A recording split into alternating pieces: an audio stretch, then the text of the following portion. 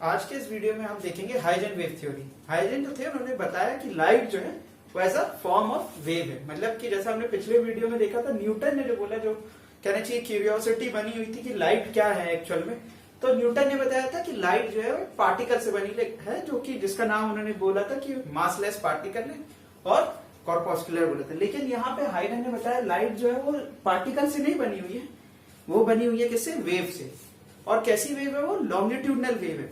मतलब जैसे हम देखते हैं, अगर पत्थर हम फेंकते हैं पानी में तो हम देखते हैं वेव उठती है, वाटर वेव जिसको हम बोलते हैं। वैसे ही लाइट जो है वो एक तरीके से क्या है? वेव है। और साथ में उन्होंने बोला कि जिस प्रकार साउंड वेव होती है वैसी लाइट वेव है, मतलब कि लॉन्गिट्यूडनल वेव है। और साथ में एक और पॉइंट इंपॉर्टेंट था कि जो लाइट है वो ट्रेवल करेगी एक ही स्पीड में होमोजीनियस मीडियम में। अगर जैसी एयर है तो उसकी स्पीड सेम रहेगी थ्रू आउट द मीडियम, और जैसे ही वाटर में एंटर करेगी तो स्पीड चेंज होगी, लेकिन पूरे वाटर मीडियम में उसकी स्पीड एक जैसी रहेगी।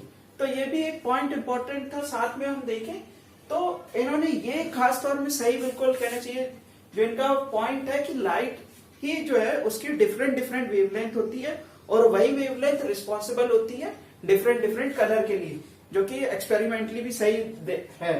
और साथ में अगर ये लाइट जब एंटर करती, मतलब कि ये जब वेव एंटर करती, तभी हमें सेंसेशन ऑफ विजन होता है। और लाइट जो है अब भाई ट्रेवल कर रही, मतलब कुछ तो मीडियम रिक्वायर्ड है। जैसे साउंड के लिए हमें क्या रिक्वायर्ड रहता है? एयर रिक्वायर्ड रहती है कि भाई मीडियम है, मतलब कि एयर एज अ मीडियम। तो हम देखें मीडियम में ही अगर पॉसिबल होगा तभी चलेगी। लेकिन लाइट के लिए क्या ऐसा मीडियम था? तो उन्होंने ये खास तौर में एक्सपेरिमेंटली, अभी हम जब डीमेरिट्स देखेंगे या ड्रॉबैक देखेंगे इनके, तब देखेंगे कि एक्सपेरिमेंटली प्रूव नहीं हो पाया था। उन्होंने बोला था कि एक ईथर मीडियम होता है, ईथर मीडियम है, और लाइट जो है उसी से ट्रेवल करती है। मतलब कि मीडियम का नाम उन्होंने ईथर दिया था। और उसको समझने के लिए उन्होंने ये भी बोला था कि अगर ईथर को समझना है तो हमें इस यूनिवर्स से बाहर जाके समझना पड़ेगा। मतलब कि अगर बोला जाए तो जैसे कि हम किसी एक सिस्टम को समझने के लिए अगर हम उस सिस्टम में रहेंगे तो नहीं समझ पाएंगे, हम जब सिस्टम से बाहर निकलते तब वो समझ में आता है कि भाई सिस्टम कैसे काम करता है। इसी प्रकार लाइट जो है उन्होंने बोला ईथर मीडियम के थ्रू ट्रेवल करती है, और उस मीडियम को समझने के लिए हमें क्या है? अपनी आकाश गंगा या फिर बोले मिल्की वे, उससे बाहर जाना पड़ेगा। तो कुछ इंपॉर्टेंट पॉइंट थे खासतौर में हाइगन का। खास अगर हम देखें तो मेरिट्स जो है इंपॉर्टेंट मेरिट्स, उन्होंने पार्शियल रिफ्लेक्शन रिफ्रैक्शन समझाया था। रिफ्लेक्शन रिफ्रैक्शन तो उन्होंने ही बता दिया था न्यूटन ने, लेकिन पार्शियल जो कैपेबल नहीं थे बताने के लिए उस समय, मतलब कहना चाहिए जो उनकी थ्योरीज थी वो नहीं बता पाई थी, लेकिन इन्होंने ये क्लियर किया था। और खासतौर में ये भी बताया कि जो लाइट जो है वो ऐसा फॉर्म ऑफ वेव चल रही है, और वेवलेंथ ही रिस्पॉन्सिबल है, जिसको हम लैम्डा से रिप्रेजेंट करते हैं। रिस्पॉन्सिबल है किस लिए? कलर जो हम अलग अलग देख पाते हैं। तो ये कुछ इंपॉर्टेंट पॉइंट है। अभी हम देखते हैं इनके मेरिट्स क्या है और ड्रॉबैक क्या है। देखिए तो अगर फर्स्ट जो है वो ये सही बताता है कि reflection refraction diffraction and interference, ये जो खासतौर में डिफ्रैक्शन देखिए, अगर हम पानी पे पत्थर, खासतौर में समझने के लिए अगर पानी पत्थर फेंकते हैं तो वेव दिखाई देती है, जिनमें हम वेव फ्रंट देखते हैं। वेव फ्रंट जैसे आपने देखा होगा समुद्र में लहरें उठती हैं, तो उसी को समझ लीजिए आप एक तरीके से वेव फ्रंट है। जो कर्व अगर हम देखें, जिसमें अधिकतर हम देखते हैं तूफान के वक्त समुद्र में देखा जाता है, या नॉर्मली भी अगर देखें उस समय क्लियरली ज्यादा बड़े से दिखाई देती है। तो वेव फ्रंट और मतलब की इंटरफेरेंस बहुत अच्छे से बताया कि भाई जो पॉइंट सोर्स है हर एक पॉइंट से और पॉसिबल डायरेक्शन में जा रही है, सेकंड वेवलेंथ बन रही है, वो जब हम इंटरफेरेंस पढ़ेंगे और डिफ्रैक्शन करेंगे तब और अच्छे से समझ लेंगे। साथ में इन्होंने ये भी अच्छे से बताया जैसे हम पार्शियली, अगर हमारे पास एक साफ पानी रखा हुआ है, मतलब अगर हम देखें नदियों में अभी जैसे पानी साफ हो गया खासतौर में, तो अगर हम देखते हैं वहां पे हमें क्या है कि क्लियरली दिखाई देता, हमारा फेस भी दिखाई देगा, और नीचे जैसे कि अगर पत्थर है तो वो भी दिखाई देगा। तो यहाँ क्या हो रही है? पार्शियल रिफ्लेक्शन और रिफ्रैक्शन दोनों हो रहा है। तो ये कहना चाहिए हाइजन ने सही बताया बिल्कुल।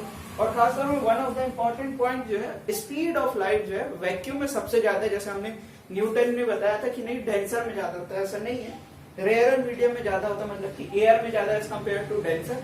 तो ये इम्पोर्टेंट पॉइंट है। अब हम देख लेते हैं कि भाई ड्रॉबैक क्या था। अगर हम डीमेरिट्स की बात करें तो देखिए उन्होंने बताया था कि लाइट के लिए मीडियम है, जो मीडियम का उन्होंने नाम दिया था ईथर। लेकिन एक्सपेरिमेंटली देखा जाए तो ईथर करके ऐसा कोई मीडियम ही नहीं है। जिसको हम बोल सकते हैं कि भाई वैक्यूम जो है, वैक्यूम से लाइट जो है आती है। तो ईदर जो मीडियम का उनका एक्सप्लेनेशन था वो अभी तक क्लियर नहीं हुआ, तो ये एक तरीके के ड्रॉबैक है। साथ में उन्होंने ये भी नहीं बता पाया था लाइट जो है वो रेक्टिलिनियर प्रोपोगेशन कैसे होता, सीधी कैसे चल पाती है इतना। और वन ऑफ द इम्पोर्टेंट कहना चाहिए वो कॉम्पटन इफेक्ट और पोलराइजेशन, जो कि हम polarisation one of the important चीज है, मतलब कि लाइट जब ट्रेवल करती है ऑल पॉसिबल डायरेक्शन है और पोलरॉइड लगा के हम एक ही सिंगल अलाउ करते हैं जाने के लिए, तो वो नहीं बता पाया था। ये जो है कि लाइट जो है वो लॉन्गिट्यूडनल वेव है, उन्होंने ये बोला है। तो लॉन्गिट्यूडनल मतलब कि अगर हम देखा जाए बाद में पता चला इलेक्ट्रोमैग्नेटिक वेव है।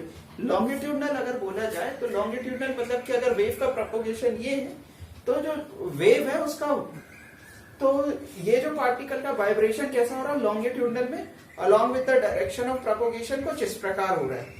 लेकिन इलेक्ट्रोमैग्नेटिक वेव में क्या होता है, मतलब दो वेव जैसा नाम से ही समझ में आ रहा है। तो अगर मान लीजिए लाइट वेव इस डायरेक्शन में चल रही है, तो इलेक्ट्रिक फील्ड का वाइब्रेशन मतलब कि पार्टिकल जो है वो कुछ इस प्रकार वाइब्रेट करेगा इलेक्ट्रिक फील्ड के लिए, और मैग्नेटिक फील्ड के लिए कुछ इस प्रकार वाइब्रेट करेगा। तो मतलब कि दोनों एक दूसरे से म्यूचुअली परपेंडिकुलर है और ये डायरेक्शन है, तो इलेक्ट्रोमैग्नेटिक वेव है। लेकिन यहाँ पे इन्होंने बोला कि लाइट जो है वो लॉन्गिट्यूडनल वेव है, लेकिन एक्सपेरिमेंटली कहना चाहिए गलत हुआ। तो ये कुछ ड्रॉबैक्स हैं खासतौर में। अगर हम देखा जाए बाद में और भी थ्योरीज आई अलग अलग समय पे, और हम इन पे इम्प्रूव करते चले गए कि लाइट जो है बाद में खासतौर में पता चला, इसलिए बोला जाता है डुअल नेचर क्वांटम थ्योरी। अगर हम बोल दें लाइट के लिए अगर, तो हम देखते हैं लाइट जो है एनर्जी पैकेट्स भी हैं, जिसको फोटोन हम बोलते हैं, h म्यू से रिप्रेजेंट करते हैं। तो ये भी थ्योरीज हैं अलग अलग, अभी हम देखते जाएंगे जितनी थ्योरीज हैं।